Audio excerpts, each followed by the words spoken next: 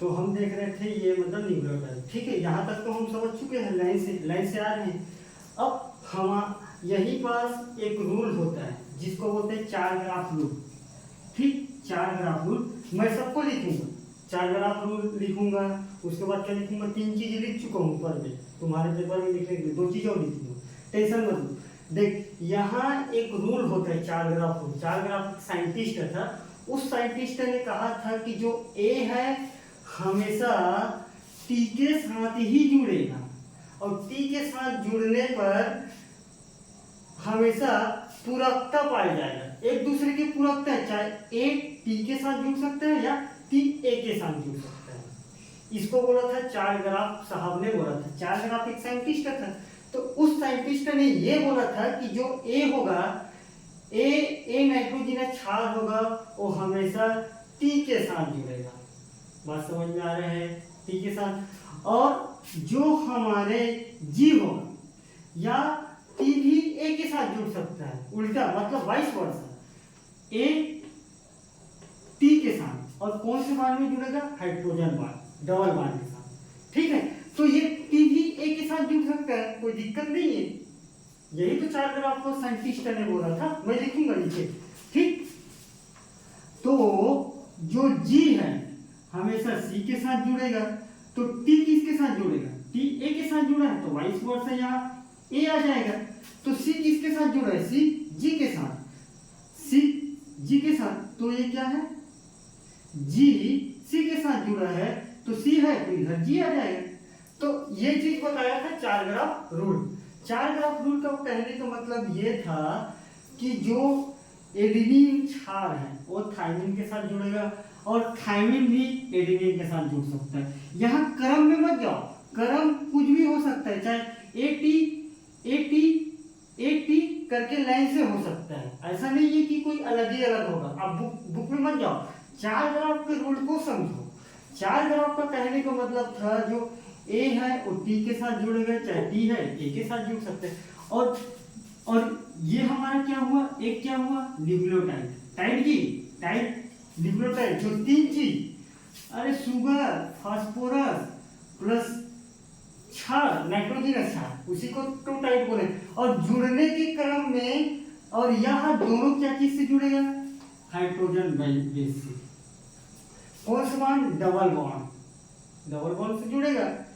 ये बताया था कौन, 4 ग्राफ रूल, ठीक। तो एक है, अब इसको जोड़ देते हैं, और जो ग्वानिन है वह साइटोसिन के साथ हमेशा टिबल बॉन्ड में जुड़ेगा। ये कौन बताया, 4 ग्राफ रूल।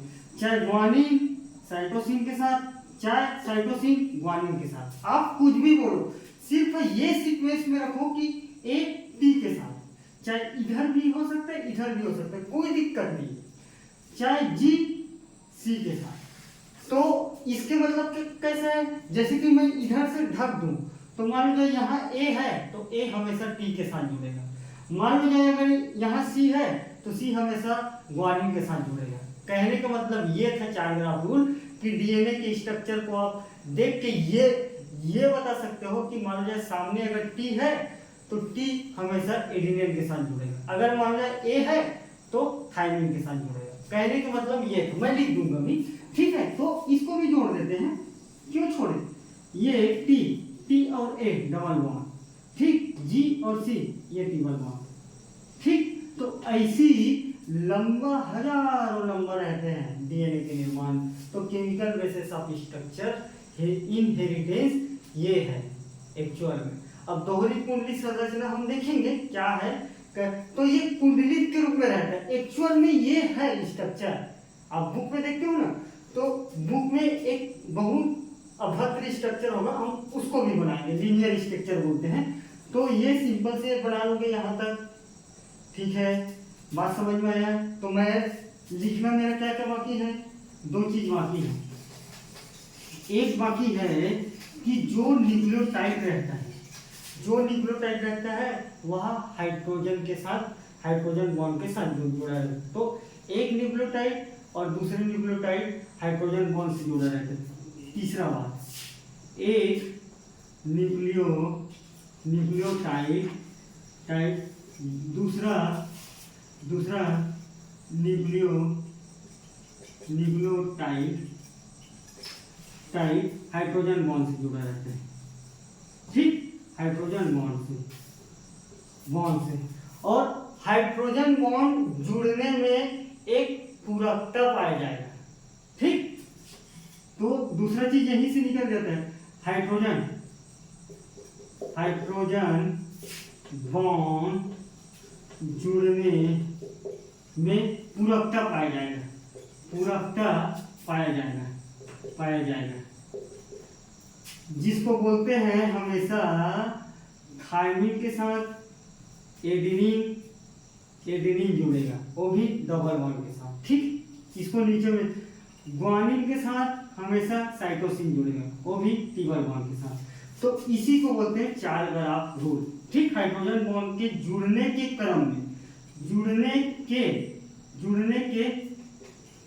में पूरकता मतलब एक दूसरे को पूरा कर सकता है। मान लीजिए एडेनिन है तो थायमिन को जोड़ सकता है, थायमिन है तो एडेनिन को जोड़ सकता है, ठीक है।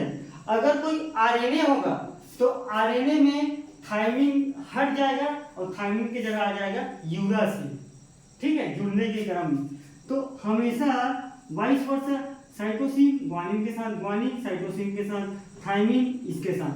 तो आप जैसे स्ट्रक्चर कहीं भी बनाओगे तो स्ट्रक्चर में हमेशा ध्यान रखना है, आप अगर टी लिखे हो तो ए को ही जोड़ना पड़ेगा, अगर आप ए लिखे हो तो टी को ही जोड़ना पड़ेगा, तब आपका स्ट्रक्चर सही रहेगा, ठीक है। अगर मान लीजिए जी लिखे हो तो सी को ही लिखना पड़ेगा, सी लिखे हो तो जी को ही जोड़ना पड़ेगा, और भी बॉन्ड ट्रिपल बॉन्ड, ठीक।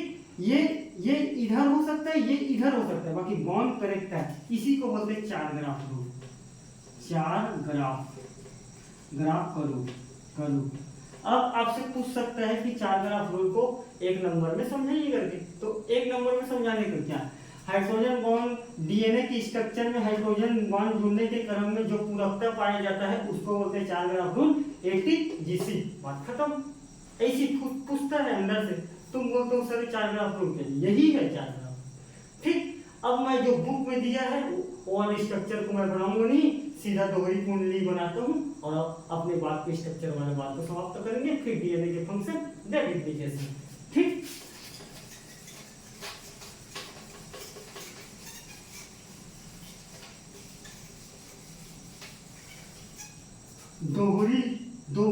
दोहरी कुंडली, ठीक, दोहरी कुंडली। अगर किसी को डीएनए डबल स्ट्रक्चर मॉडल में अगर मान लो दिक्कत है कि सर दूसरा कलर में मॉडल दिख रहा है, तो जेम्स वाटसन साहब को बोले, मेरे को ना बोले, ठीक। मैं जो है उसी को बता रहा हूँ, आपको प्रॉब्लम है तो जेम्स वाटसन को फोन लगाइए और बोले आप इसी मॉडल को क्यों दिए, दूसरा कलर में दिखला देते, जो है मैं बता रहा हूँ, मेरे इसमें कोई गलती नहीं है, चार ग्राफ रूल और ये सब चीजें, ठीक। तो दोहरी कुंडली बनाने से पहले हम जहां से शुरू करेंगे, नहीं,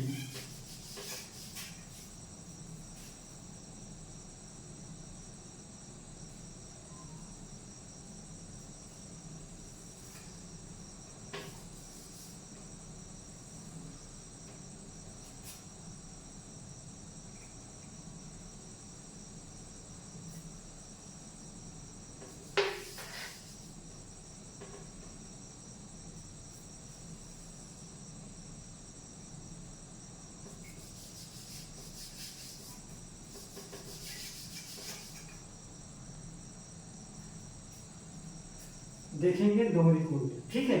दोहरी कुंडली के मतलब आप अपने हिसाब से स्ट्रक्चर बनाएं।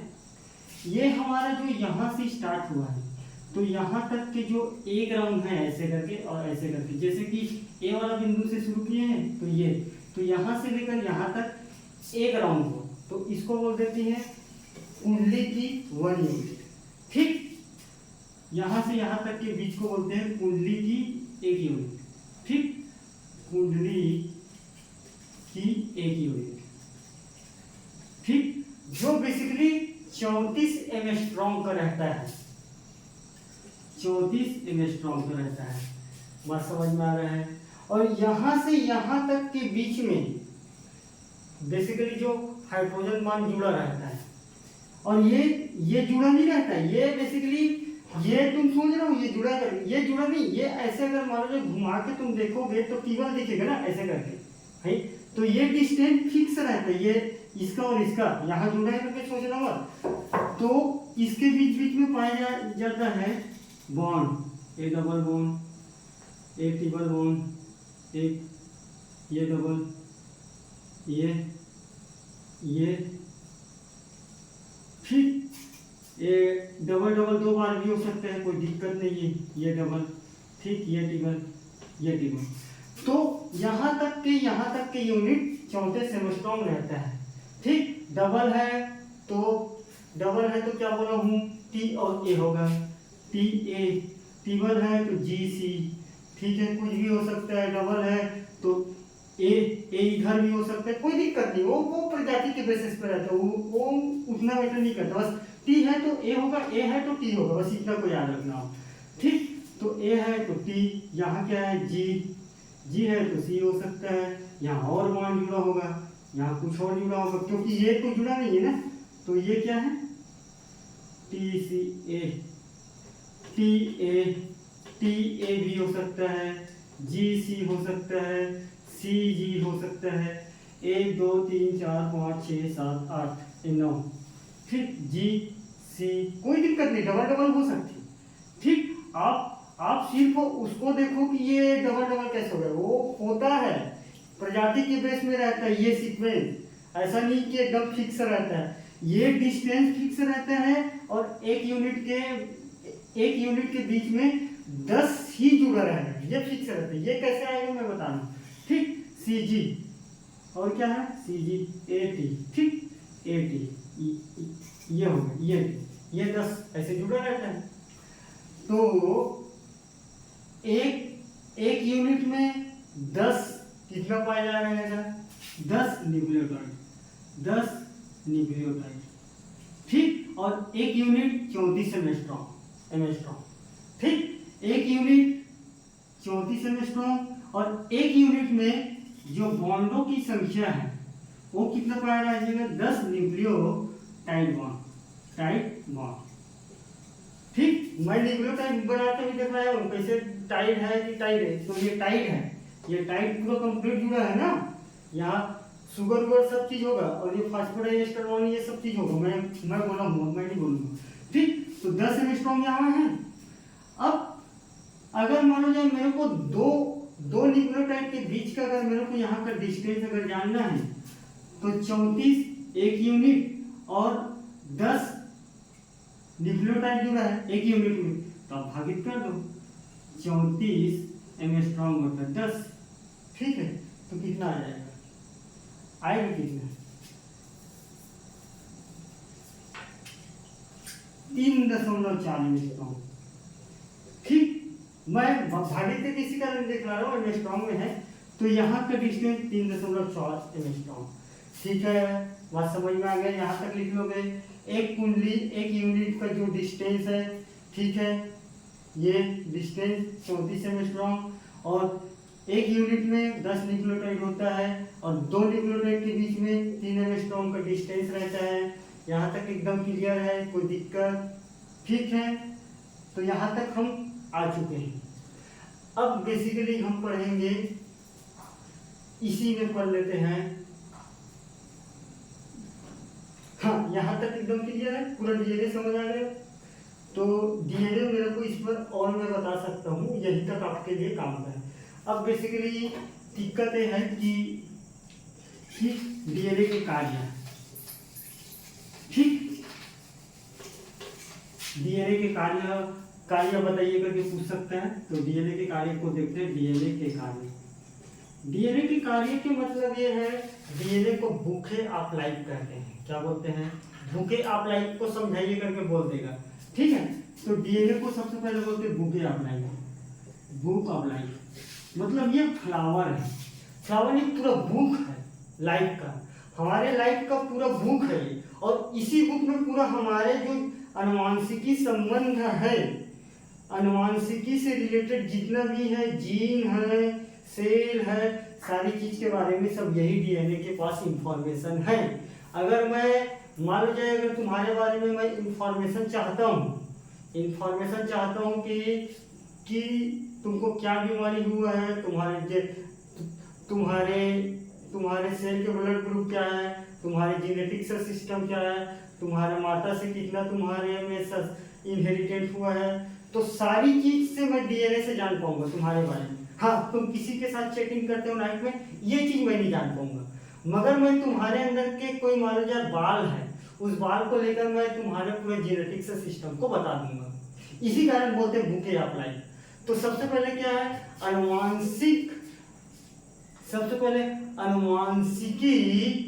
अनुवांशिकी सूचनाओं का जगह है ये, ठीक है कि नहीं भाई। अनुवांशिकी सूचना धारण करता है डीएनए, इसी कारण उसको बुके ऑफ लाइफ कहते हैं। ठीक, अनुवांशिकी मतलब वही तुम्हारे सेल ब्लड सारी के बारे में मैं डीएनए के थ्रू, तुम्हारे डीएनए के मतलब क्या, हर सेल में पाया जाएगा, तुम्हारे बॉल में भी डीएनए पाया जाएगा, तुम्हारे हर चीज में पाया जाएगा। तुम्हारे कोई भी छोटे से लूंगा मैं, सारी चीज के बारे में जान लूंगा तुम्हारे डीएनए का, ठीक है। तुमको कौन से जेनेटिक बीमारी है ये भी बता दूंगा मैं। तो अनुवांशिकी सूचनाओं का धारण करते हैं। सबसे पहले अनुवांशिकी सूचनाओं का धारण करता है। बात समझ में आया? यहाँ तक एकदम क्लियर है। और अनुवांशिकी सूचना यही से तुम्हारा जीन निकल जाएगा, अब निकलेगा तुम्हारे जीन। अनुवांशिकी सूचना को कैसे धारण करता है, तो हम पहले एक डीएनए बनाते हैं, ठीक। आप देखिएगा अपने हिसाब से, हम तो डीएनए के स्ट्रक्चर बता चुके हैं, पीछे कोई दिक्कत नहीं। तो यही डीएनए में गोला गोला के रूप में रहते हैं, ये गोल गोल के रूप में, ये गोल गोल ऐसी रहते हैं अनुवांशिकी सूचना, ठीक है।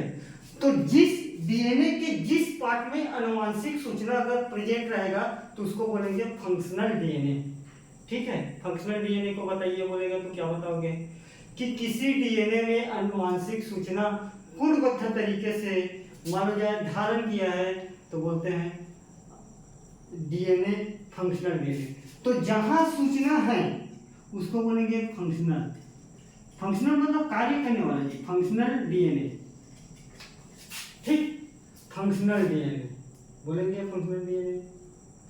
और यह फंक्शनल डीएनए क्या है, बेसिकली जीन है, यही जीन के रूप में रहता है डीएनए में, ठीक है। तो ये क्या है, बेसिकली एक प्रकार के जीन है। तो जीन आ गया आपका। अब जीन क्या है बोलेगा तो जीन क्या है, डीएनए में उपस्थिति कार्यकारी भाग को जीन कहते हैं। डीएनए में उपस्थित अनुवांशिकी सूचना के रूप में उसके कार्यकारिणी भाग को जीन कहते हैं। तो जीन समझ में, जीन कहाँ से आया, जीन यहाँ के है। जीन का डेफिनेशन आप अगर किसी बुक में कहीं भी पढ़ लेते हो, जीन ये है। जीन एक्चुअल में है क्या, जीन ये है हमारे अनुवांशिकी सूचनाओं को धारण करने वाला एक फिक्स न्यूक्लियोटाइड का सीक्वेंस है, उसी को बोलते हैं जीन, ठीक है। तो जीन क्या है, डीएनए के कार्यकारिणी भाग को जीन कहते हैं, एक लाइन। अब लिख लोगे डेफिनेशन। तो जीन क्या है, जीन डीएनए के कार्यकारी भाग को जीन कहते हैं। यह स्पेसिफिक कोड में रहता है, ठीक। यह स्पेसिफिक कोड में रहता है, जेनेटिक कोड में रहता है। कूटबद्ध तरीके से जी तुम नहीं जान पाओगे, मगर कोई साइंटिस्ट है वो स्टडी करके जान रहा है। मतलब न्यूक्लियोटाइड के जो बेस के पेयर है ना, उसी के रूप में रहेगा। और ये फिक्स रहेगा, ये कितना न्यूक्लियोटाइड रहेगा, ये एक्चुअल में फिक्स रहेगा। इतना न्यूक्लियोटाइड से ये वाला जीन बना है। मान लो जाए अगर ये कोई बाल संबंधी जीन है तो बाल संबंधी कोई ना कोई न्यूक्लियोटाइड यहाँ प्रेजेंट होगा कि नहीं होगा। अगर मान लो जाए अगर तुम्हारे थाई संबंधी अगर कोई जीन है तो थाई संबंधी कार्यकारिणी भाग होगा जीन यहाँ। अब वो कितना न्यूक्लियोटाइड है वो जीन को पता है, और वो कौन से पोर्शन में रहते हैं, कोड के रूप में रहता है, सामान्य रूप में नहीं रहता कि हम खोल के देख लें, वो कूट के रूप में है। ठीक है, तो ये हो गया डीएनए के कार्यों का भाग कैसे रहता है, जीन पता चल गया जीन क्या है। अब जहां जहां सूचना नहीं है, जहां डीएनए के पार्ट्स में अगर जहां जहां जीन नहीं पाया जाए या जहां जहां इंफॉर्मेशन नहीं है जीनेटिक्स के बारे में, मतलब जीन अनुवांशिकी सूचना के बारे में, उसको बोलते हैं नॉन फंक्शनल डीएनए। ठीक है, तो मान लीजिए यहाँ नहीं है सूचना, यहाँ नहीं है, खाली है, यहाँ खाली है, तो इसको बोलेंगे non functional DNA. Non functional DNA मतलब नॉन कार्यकारिणी पार्ट्स ऑफ डीएनए बोलते हैं ना, नॉन कार्यकारिणी पार्ट। ठीक, जहां तो नॉन कार्यकारिणी डीएनए क्या है बोलेगा तो मतलब क्या बताओगे, डीएनए के वह स्ट्रक्चर जहां आनुवंशिकी सूचनाओं कूट के रूप में नहीं रहता है, उसको बोलते हैं नॉन फंक्शनल डीएनए, जिसको जंग डीएनए भी बोलते हैं। जंग डीएनए बात समझ में आया। ये डीएनए क्या है, कैसे इंफॉर्मेशन रहता है जीन के रूप में। जीन क्या है, डीएनए के कार्यकारिणी भाग है जो कूट के रूप में रहते हैं, उसको डीएनए बोलते हैं। यह स्पेसिफिक न्यूक्लियोटाइड के यूनिट से बने रहते हैं, उसको तो दूसरा डेफिनेशन में आप एक तो और बता सकते हो, मतलब मैं बता रहा हूँ एक और बता सकते हो, जैसे कि डीएनए में उपस्थित एक खास न्यूक्लियोटाइड के पार्ट्स को जीन कहते हैं। ये भी जीन है। और 3-4 डेफिनेशन और बता सकते हो इसी पे मिला के, बट तुम उसमें मत जाओ, सिर्फ तुम यही लिखो जीन क्या है बोलेगा तो जीन डीएनए के कार्यकारिणी भाग को जीन कहते हैं, सिंपल सी बात, दैट्स ऑल। ठीक, और ऐसी चित्र बनाओ, कैसे रहते हैं, कूट के रूप में रहता है, ये कोट के रूप में रहता है, ऐसी गोला गोला चित्र बनाओ और दिखलाओ ये है जीन डीएनए में। अब पता चला कहाँ है जीन। जैसे कि तुम्हारा नाक बड़ा है तो नाक बड़ा होने संबंधी जीन है, तुम्हारा कान बड़ा है तो कान बड़ा होने संबंधी जीन है, प्लांट के हाइट बड़ा है तो हाइट बड़ा होने संबंधी जीन है। सारी खेल जीन है, और जीन का पापा कौन है, डीएनए में वही जीन है कि नहीं। अब समझ आए जीन और डीएनए का खेल, सारी खेल यही पे चक्कर है, और यही से चक्कर कहाँ मेंडल किला में जाता है। ठीक, तभी समझ नहीं आता है। यहाँ तक अगर आप समझ गए हो तो मैं जितना बताऊंगा आगे आप समझने में बहुत ही सरल है। अब मैं इससे आगे नहीं बढ़ूंगा, मेरा यहाँ तक आने का मतलब यही था कि आप जीन को समझ जाओ। ठीक है।